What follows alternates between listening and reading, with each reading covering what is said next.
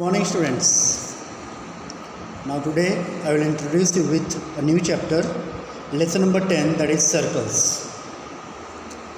We have just completed the one series of trigonometry, that is applications of trigonometry in terms of height and distances, and before that we just got the introduction of trigonometry. The two combined chapters, where I would like to mention you once again that in application of trigonometry you are going to get a compulsory question. You have to solve it anyway anyhow, but in chapter number 8 we have 8.1, 8.2 and 8.3 or exercise 8.4. so what I will refer to you that go for 8.1, 8.2 and 8.3. so maybe you get the read of 8.4. okay, but try to prepare all till the next information comes from board examination, that how much syllabus they are going to reduce. Now, so let's discuss about circles today. A very interesting chapter, very easy chapter, and will give you definitely your required marks. So what is a circle especially? Let me define you.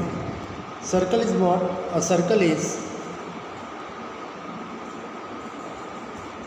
a collection of all points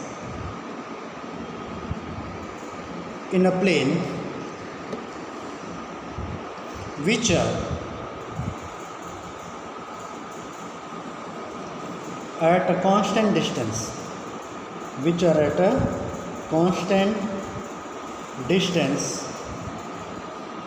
from distance means that is what we can consider it radius, from a fixed point. So that fixed point is called as what? Center. So what is a circle? Simply circle can be defined as a circle is a collection of all points in a plane which are at a constant distance, that is we termed it as radius, from fixed point center. For example, if I am making a center here, labeling it O, suppose the points are A, B, C, D, E, F, G, H, I, J, K, L, M, N, O, P, like this. And if the distance of each and every point from the center is same, that is equal, so what we can say that if we draw the upper tangent there, we will find that we can get a shape of circle. Clear? It is not correctly made, but if we will do it having the constant radius, we will get definitely a shape of circle like this along with the center. So two things are very necessary. The first one is we have to indicate the center as well as a circle along with radius. So I am sure that in your previous classes you must have done the definition of radius too, that is a line segment whose one point is the center of the circle and other point is on the circle is called as radius. Once again I am repeating the definition. A line segment, why I am saying line segment? Because it is a calculated part of the line, therefore I am saying it line segment. So line segment whose one part is on the center and other part lying on the circle is called as what? Radius of the circle. Clear? Then what we can know more about the circle? Diameter. If I'll extend this like this, suppose OP is radius here. OP is or PO is what? Radius. But what about PQ? That is a line segment whose both the end parts lying on the circle passing through the diameter.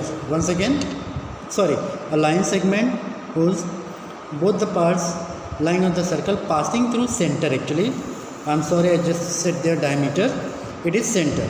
Line segment whose two end points lying on the circle passing through center is called as what? Diameter. So PQ is here what? Diameter. Friends, you know the relation of radius and diameter is also, that is diameter is always 2 times of radius, or radius is half of diameter. It means that the radius of circle is 5, so what is the diameter of the circle? 2 5s are 10. And if radius of circle is 10, sorry, diameter of the circle is 10, so what is the radius? Radius is 5. Clear? That we know. That we know. We also know that in a circle, a line which intersects the circle at 2 points like AB, then this AB is called as what? Chord of the circle. AB is called as chord of the circle. So what we come to know about the conclusion that if this AB is passing through the diameter like this, so what we can say that diameter is longest chord of the circle. Diameter is longest chord of the circle.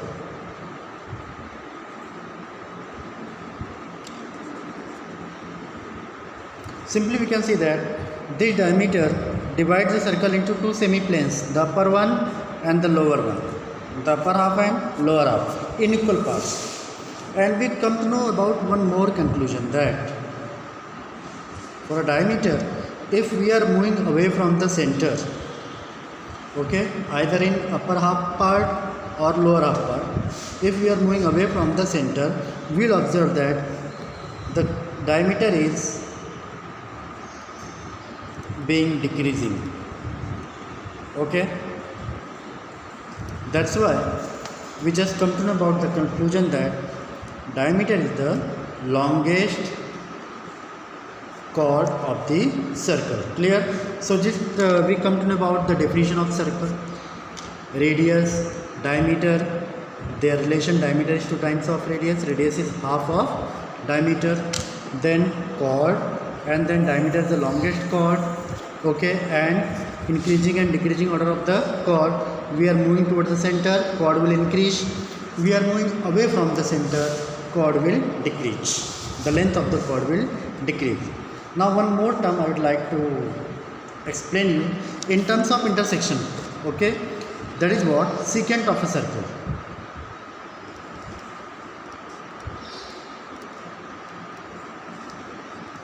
Secant.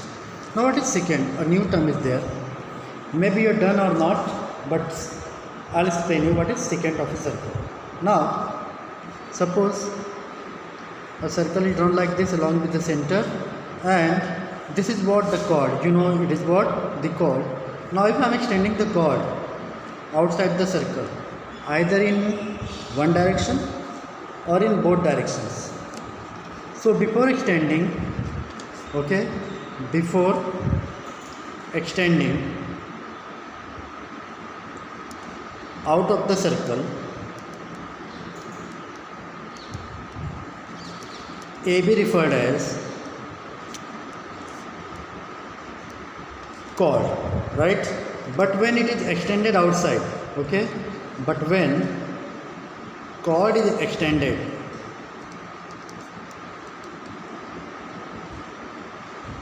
from their endpoints,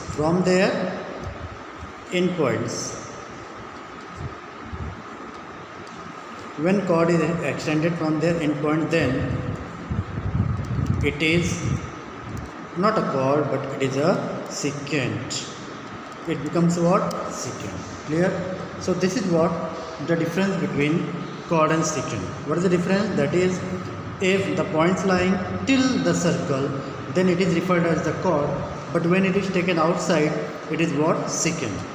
So till what the primary information I just represented in front of you, it is what? About the center and intersection point of the circle. Okay, they are intersecting at 2 points. If they are going out of the points, they become something different.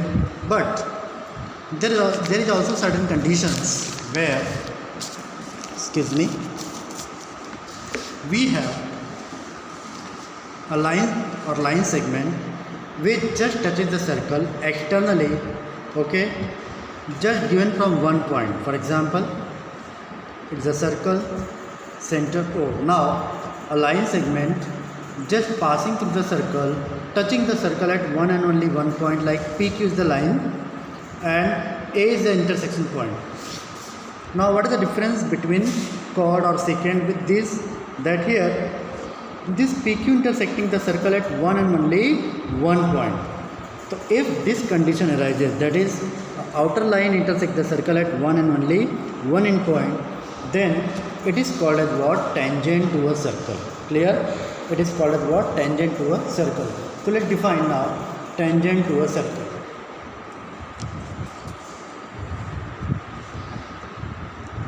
Tangent to a circle. Very, very interesting point. You will have great fun of this chapter. That is a line which intersects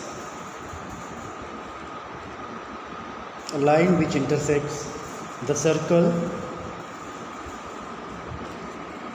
at one end, only one end point,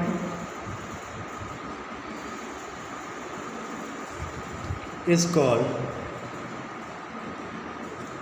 tangent to a circle. It is called as what? Tangent to a circle. So we can say that PQ is tangent. So we can write that clearly. Line PQ is a tangent to a circle. Tangent to a circle. And what we can see more here, that it intersects the point at point A. Okay, therefore we can say that A is called point of contact. A is called what? Point of contact. Clear?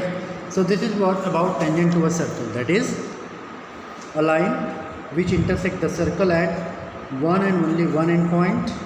A line which intersects the circle at one and only one end point is called tangent to a circle. It is called as what? Tangent to a circle. And where it is intersecting is called as what? Point of contact. Clear? It is called as what? Point of contact. Sure? So it is all about tangent now. Now what is the difference between tangent and secant? Secant or secant intersect the circle at 2 points like this. Okay? A, B. But tangent intersect the circle at one and only one point. So we can get one more result, that a circle has infinitely many tangents. Am I right? Of course I am right. A circle has infinitely many tangents, like the first one, the second one. You can draw from anywhere. We just need one point of intersection like this one, and by this one a point of intersection. So anyway, if we draw, we can come to conclusion that a circle has infinitely many tangents. Clear? So this is all about tangent to circle. So in my next segment, again I will introduce you with theorems, because we are not going to get rid of the theorems. A lot of theorems are there. So read the definitions carefully, continue to make the notes whatever is going on the school, and prepare your notebooks, and let's pray to the God that we have our meeting very soon. Okay, so stay home, stay safe, and take care of yourself.